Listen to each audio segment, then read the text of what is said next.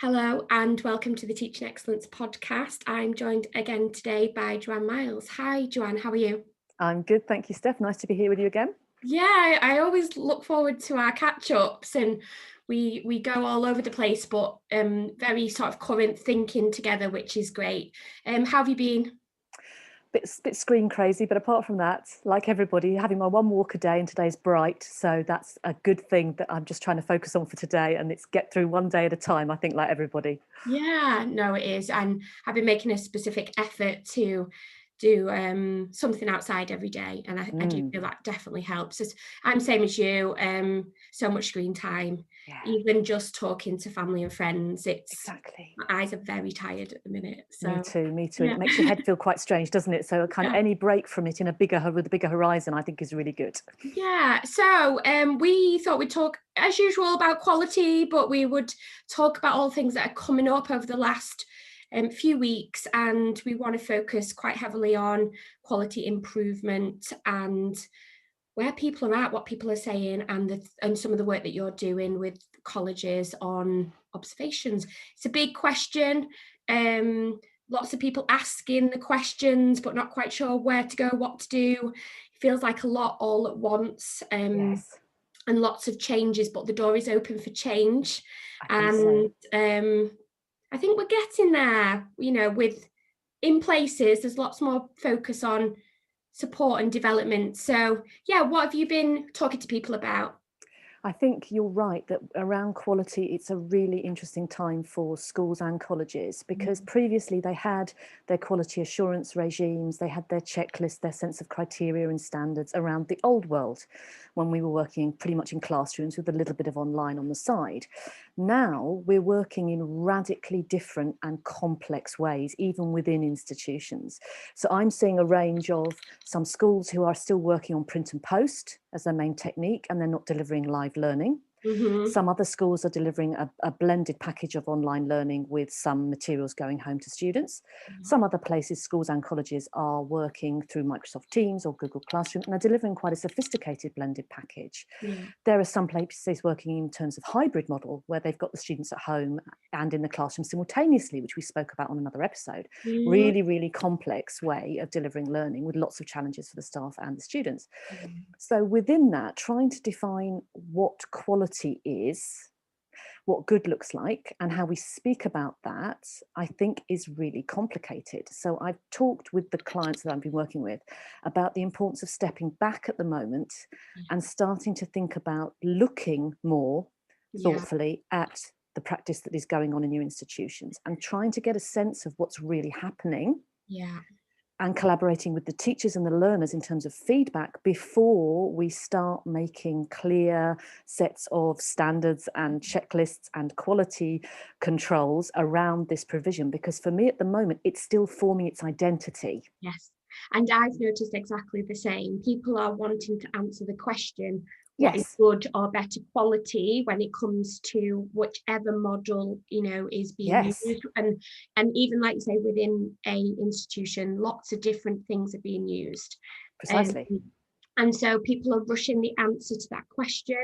Yes, And I was working with a college a few weeks ago, which was similar. We took a step back as an observation team that said, well, let's review the principles of what we're trying to do, and then yes, let's observe what is going on. exactly. But then you and I had that conversation earlier, didn't we? That then it's about looking at what is happening and involving the staff in the discussion.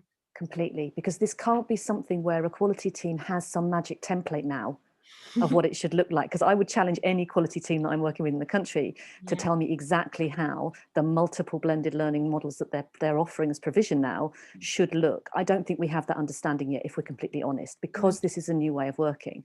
As you rightly said, there are sources of research out there that people can be Mhm. accessing. Yeah. There are things on the BERA website, on JISC, on Education and Training Foundation, on Education Endowment Foundation, all of which give good practice guides, give study and research summaries that people can really tap into to get a sense of what good might look like in Mhm. the wider sense from people who have that expertise and have been looking at that for years.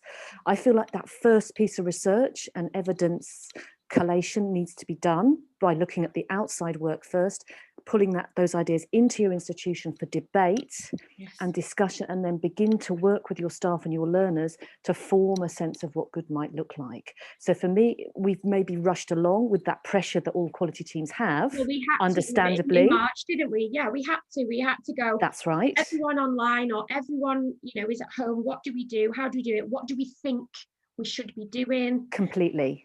But now we've started a new academic year. It is that time to ask the questions and breathe a little bit.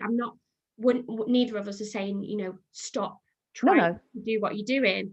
It's definitely about asking the questions and widening the discussion. Completely. I think where I've seen most impact, or other people have reported impact, it's where they're having that discussion, that the spaces to talk about teaching, whether it be a coffee and chat type, and focusing on what is working.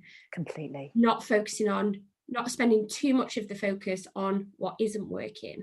Yes, I think we need a really strong focus on what's helpful. Yes. What are we noticing learners are responding well to that we need to harness?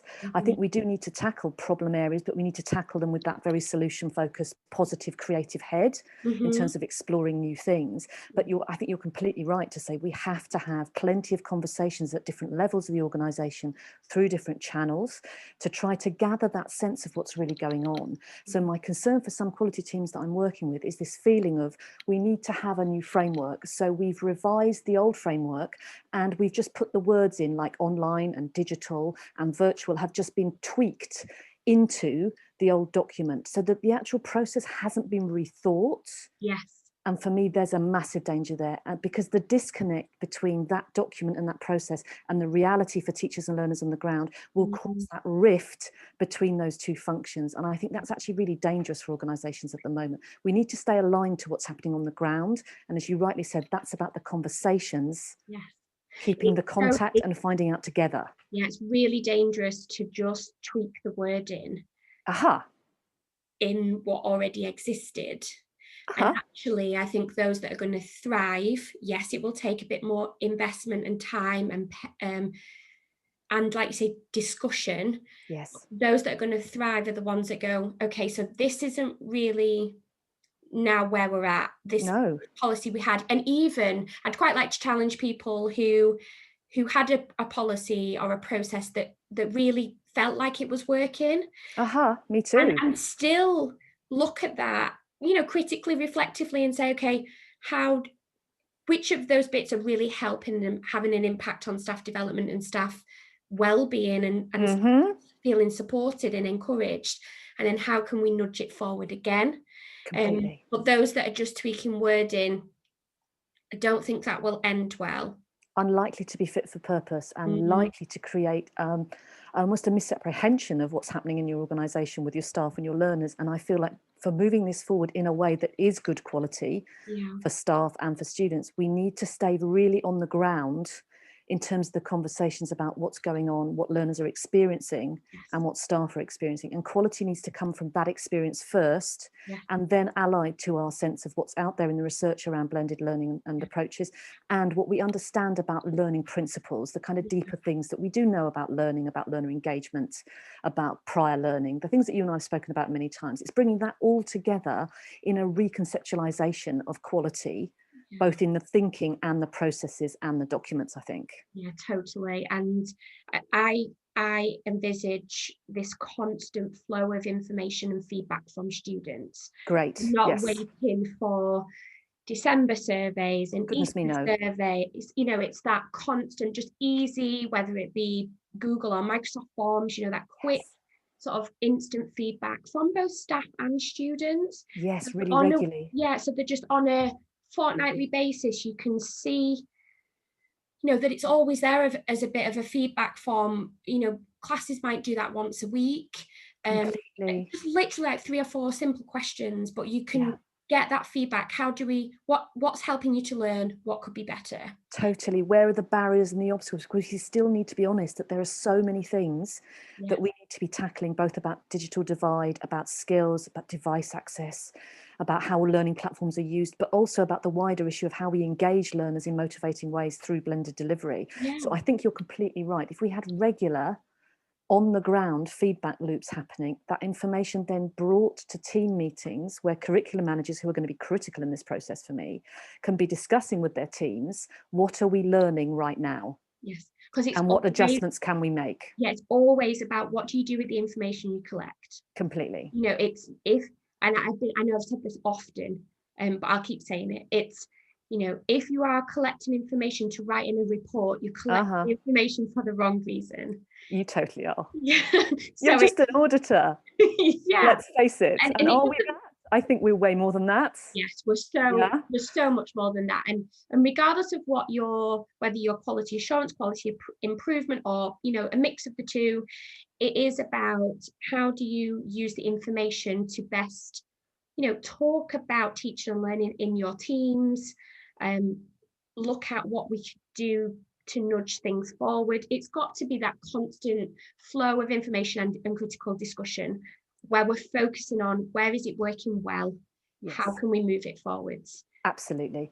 I always say to senior teams, quality teams, development teams, it's the what, so what, now what conversation. It's what are you doing, which is about noticing, capturing and identifying relevant information. So I'm not against tracking in and of itself. No. I'm against the reductive auditing style of that, where really that's where it stops.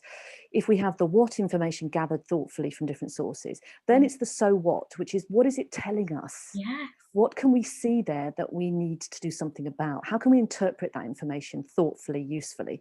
And then the now what is what the heck are we going to do about it? Yeah. Which for me is where more conversations need to be sitting right now. So it needs to be gathering that information from different channels and having those rich conversations really focused on what we need to do next. Yeah.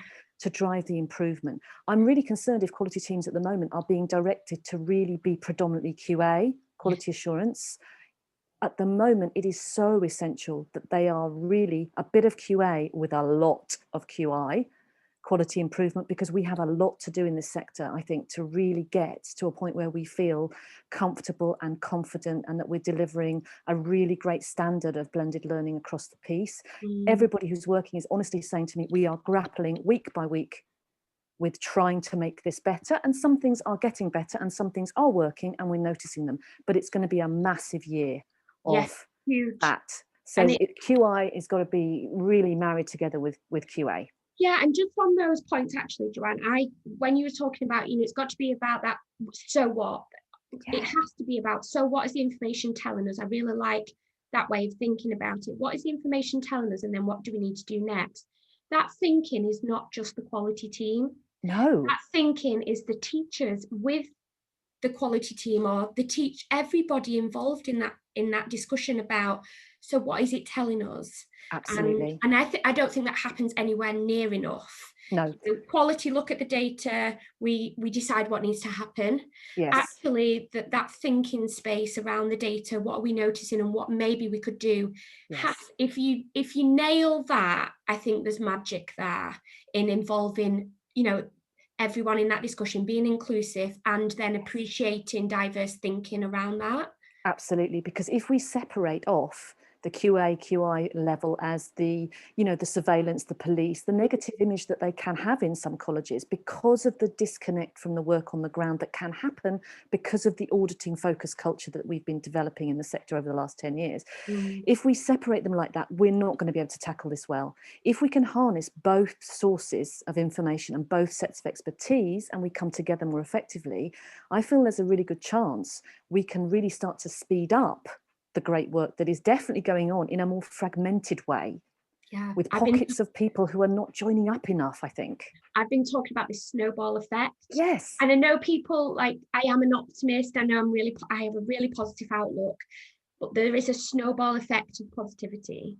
Yes. And if you shine the light on the what's working, and it really does accelerate the momentum. Absolutely. There's a special energy around that, bright spots, looking for bright spots. Yeah, I love that. So, talk to me about some of the work you've been doing on observations. I know you've been doing some work with Matt O'Leary on unseen observations, so I'm interested in that.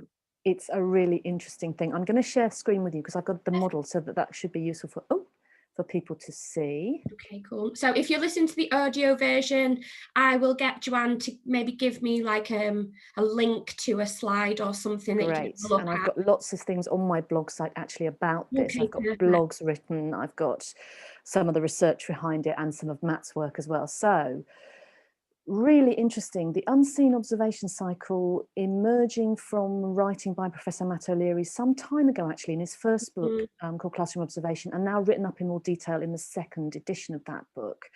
We've been working on it together in different settings this year because we think this is a very interesting model to bring to the current situation in the pandemic in particular. It's around teachers really starting to own the focus of planning for a lesson and then reflecting on a lesson with someone else. So instead of having a lesson that is observed by a colleague or a quality team member or a coach, the focus is on the reflective dialogue at the planning stage and the evaluation stage afterwards between the teacher and the coach or the teacher and the peer. So the interesting thing here for me is the teacher's ability to focus on something that they really want to work on, which you can see So here on the slide in important. stage Yes, one. so important. Focus in the conversation reflectively on planning the session and talking about their thinking around how they plan that session, their assumptions about learning, about the group, about the tech, maybe if it's a virtual lesson, and then delivering that session without the intervention of having an observer present. The interesting thing there is having no observer present means you don't have any issues around the Hawthorne effect, which is well written about in research, that the way that any observer affects the dynamic in the room and your choices and your decisions as you deliver that lesson. There is an intrinsic effect of having somebody in the room. So without this, we're really focusing on the teacher's thinking process, their experience in that session, and the reflective discussion afterwards. This obviously really lends itself to people thinking about delivering new virtual lessons. And that challenge of trying to develop their practice to be effective in virtual spaces. So using this as a developmental loop to work with an observer, a manager, a coach, a peer, to think about a particular virtual lesson that you're going to be delivering. So the interesting thing I've noticed with this cycle is this is now being explored in many different contexts in the FE sector and also in schools. It's being used by coaching teams, offering it as a small scale intervention to work with individuals. Yeah. It's being offered in some colleges as the new observation process to look at virtual delivery. Okay. In a very thoughtful, evaluating kind of way with the teacher, as opposed to the judgment and assessment model. Yeah. It's what are we learning, how are we growing, and it's using this cycle to really trigger those conversations being rich and thoughtful. So I think it's a really interesting one to share. When you look at it, what appeals to you, Stef? What strikes you about it? I just really like how, I've always championed professional development coaching approaches, and because the power in people being able to create that sustainable movement forward in their practice is about reflection. Absolutely. I feel I've always been quite passionate about the fact that you can't just ask someone to reflect and not support them to reflect. Indeed. You can't just say go away and think about what you're doing. It has to be, we have to support people to think, is the way that I often talk about that. Yes. Provide thinking frameworks or Yes. coaching frameworks, and I know we have that in common, don't we see the power of coaching and mentoring, and this for me is definitely something that the collaborative planning in particular, Yes. alongside your advanced practitioner teams, I think is really powerful. And then for tutors to come back and have that reflective discussion with an advanced practitioner after a session, for me, that's probably going to be much more powerful than getting people just to attend mandatory training, for Absolutely. example. And I mean, you don't even need to use the word observation if you don't want to. If you're in a Absolutely. really developmental place, this could be one of your professional learning strands, or what Absolutely. happens. And because we know sometimes people get worried about the word observation, don't they? But ultimately it's about helping people to think about what they're doing, reflecting on what worked, what didn't work, how the students responded, what was hard, and more importantly, helping them to decide how did they learn best as a teacher Yes. and what's going to help them to move forwards. Absolutely. And you're right that to mention the idea of it fitting into a CPD cycle. One college I know, they have, Guernsey College, they have the One Thing project where teachers are really developing one aspect of their practice across a year, and they have a Yeah. range of options on the menu of how they might choose to develop their practice. One of their options is going to be unseen observation. So they could choose to work with a colleague or a member of the coaching team to reflect on that in a rich and thoughtful and safe way. Yeah. And I think this also links through to the feeling of, if there's nobody in the room with an assessment checklist, Mhm. grading me, judging me, feeling like the police, I am going to feel really relaxed in the experimentation. I'm going to feel really thoughtful and able to have all of that experience without that pressure, Yes. which at the moment, bearing in mind the level of pressure we have in the sector, it's a Yeah. really positive thing, I think, to start to think about how can we be supportive and developmental without adding additional pressure to a really stressful experience for teachers already. Yeah. And I would say people would be silly to go away, add this to their professional development framework, still do all the judgmental Yeah, observations as well. It's not about that, is it? It's no, about, the notion is to move away from the checking of to the checking in on and helping to support development, not, you know, was I'm not quite sure how we ever got to that point. Maybe I haven't been in FE long enough, but I've been in it a long time now. But yes, I don't know how we ever got to that point where everything became about checking on yes, people. Because if you read anywhere, any sort of performance and motivation type stuff, you don't get it by scrutinizing.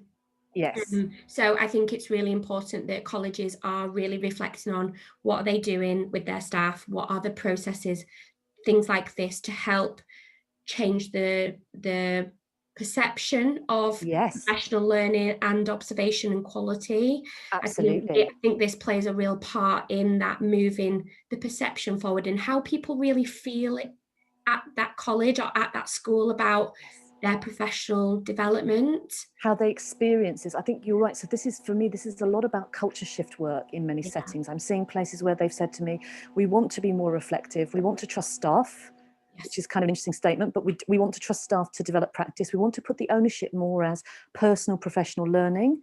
These kind of tools, models, techniques, processes can really support that, Yeah. because as you live this cycle, it's a radically different experience. When I've been training people on it, on how to develop the cycle, as you rightly said, we've got the skills development needed around the coaching and reflection for Mhm. stage 2 and stage 7 stage 5 in Mhm. particular, and 6. So within that, we need that work to be embedded within that bigger cultural piece of work. I experienced the model myself with a co-trainer, somebody I was working on another program with. We talked at the point I was planning the session. She didn't attend. And then we talked afterwards. And I thought I was really fascinated by the experience of that for myself, of a really rich, thought-provoking chat in stage 2. Yeah. And then when we met in stage 6, I brought lots of detail. She probed, she asked a lot of questions to get me to clarify what had happened. She Mm. made me really think about the details of the session. She Mm. asked quite challenging questions with a lot of rigor in the conversation around actually what had happened and how did I interpret that. And it was a very liberating, thought-provoking session that gave me loads of professional growth. So as an experience, I can vouch for the fact that this, when Yeah. executed well, is entirely different from an observer with a checklist. Well, I suppose the upside of someone not being there is that they will ask more questions so that you Yes, articulate what happened, yes, of because they course. weren't there. And So they they, don't bring baggage because they yes, didn't they see did. it Yeah, they didn't see it, they didn't hear it. They completely, will have to be more have that sort of inquiry based approach to completely, really get the details. which is really thought-provoking. Yes, which is great. I met with the quality managers yesterday. So the quality managers group that I bring together, it was really interesting. We've moved it was Tuesdays, 8 a.m. We had like a lockdown little group that kind of came together, had a brew on a Tuesday back in March. And that's kind of just, people are struggling to make 8 a.m. now. They're commuting or, whatever at that time. So we moved it to Wednesdays, 12 to 1, like a lunch chat. And it was great actually yesterday. And, I know it was kind of a handful of people, but I really get a sense that this shift that we've been forced into has really helped us to think about the door is now open. Yes. For us to be, well, there is a real need. It's very obvious, you can't avoid it, to really support staff and think about what we're doing. Yes. And I'm glad of that, because people talked to me yesterday they talked about deep dives. And I always, I wriggle a little bit when we talk Ofsted words and speak. But I always appreciate it and I understand. But for me, it's always been, how do you get the real sort of coaching and mentoring approaches within that type of process? So it's interesting. Again, the question always is, when you collect the data, what do you do with it? Some real, great conversations, or people saying they're having really great conversations with curriculum managers, and how teacher learning is looking in their departments, which is great. And people were talking about induction, and this would fit into induction really nicely, take the pressure off a little bit. Absolutely. They mentioned the collaborative planning element of it, which is powerful, isn't it? It is fantastic for people to have the thinking space with someone before they deliver. And I was going to say, it made me think, as you were saying, that there's a quality team, big quality team in the north of England, a huge college group, who've said to me, actually, we're going to use this cycle as our work together on evaluating remote teaching and learning. Right. And we're not going to call it the quality observation cycle for this part. It's going to be about evaluating what's happening, and it's about a collaborative conversation with the teachers and the learners. And instead of going in with criteria, we're going in with a list of questions to ask and discuss together to try to develop our thinking and our understanding. So I think you're completely right. It's a huge opportunity for innovative shift, thinking about where we want to take our institutions and how best to respond to where we are now. I think the door is really open. I think.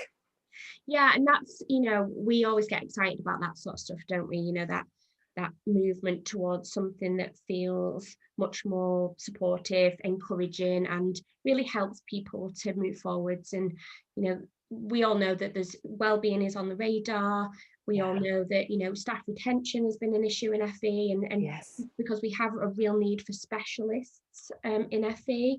And it's important that we do everything we can to really help people think about their practice. So this is a really useful model for people to kind of explore and think about how they use it in different ways, which is great, isn't it? It's not a model that everyone has to use in the same way even. No, totally right. I think this is a tool that you can think about your setting and think, actually, where might this fit, and give us some interesting, useful conversations. And out of the end of it might give some very useful, reflective narrative about what we think is going on and what people are experiencing on both sides of the table. I think it's a very flexible, interesting tool. But as you rightly said, it sits in that place of supportive, reflective, developmental, which is where I'm really keen to promote in terms of the ethos of the work. Yeah, fab. It's been great. If you've got 3 things, I know I'm putting you on the spot a little bit, but 3 things that you think people should focus on between now and Christmas, what do you think they would be? Building all the spaces for the conversations about what's happening on the ground. Rethinking virtual visiting. Is it called observation? Is it called learning walk? Should it be called digital drop-in or virtual visit? Does it need to be entirely rebranded? I would suggest it does. Yeah. And then thinking ahead to how you can support the massive range of developmental needs that are going to emerge as you start to gather a sense of what the picture really is. I think development is going to be huge in terms of the next sort of 6 to 8 months of really trying to upskill staff to be as effective as they can, to give them the tools they really, really need to grapple with the complexity of the setting we're going to be in. Yeah, it's really exciting actually. And I would add, I totally agree with your three. And I would add in there probably like communication, really thinking Yes, about how we communicate with yes, teachers, how we yes, involve them in those discussions, how we use our language around developmental practice and how we evolve our practice. Just thinking about the words that we have, whether it be in a policy or whether it be in the, I'm trying to encourage people to move away from emails. I've always done that. yeah, But how are we vlogging? How are we podcasting? How are we projecting those positive messages yeah. at this time across a college or across a school? I think it's important that we do push ourselves to just do things slightly differently that really help us to communicate differently as well. Absolutely. I saw a college said to me that we have a Padlet that has lots of tech tools on, and we've done bite-sized sessions with staff, like sharing one of the tech tools, showing the video clip, having the discussion about how we might use it. Yeah. Staff have then gone away and explored that over the next 3 weeks. They've come back together in a meeting. They've done show and tell, Yeah. which is really fantastic. And then they've posted onto another Padlet wall their own resources, how they've used that tool, their reflections. And the college said to me, we're just starting to get the loop of, we are learning together, we've got a safe space, but the information is also getting stored using technology in a really useful, sustainable way. And I thought, what a great way of harnessing those conversations in a positive way, Yeah. but collaboratively with others. Yeah. And it's not, you do this and then you've got to share this. No, no. So yeah, Fab, it's been so good to talk to you as usual. So thanks for joining me, Joanne. Great, lovely. Thanks, Steph. Okay, bye. Bye.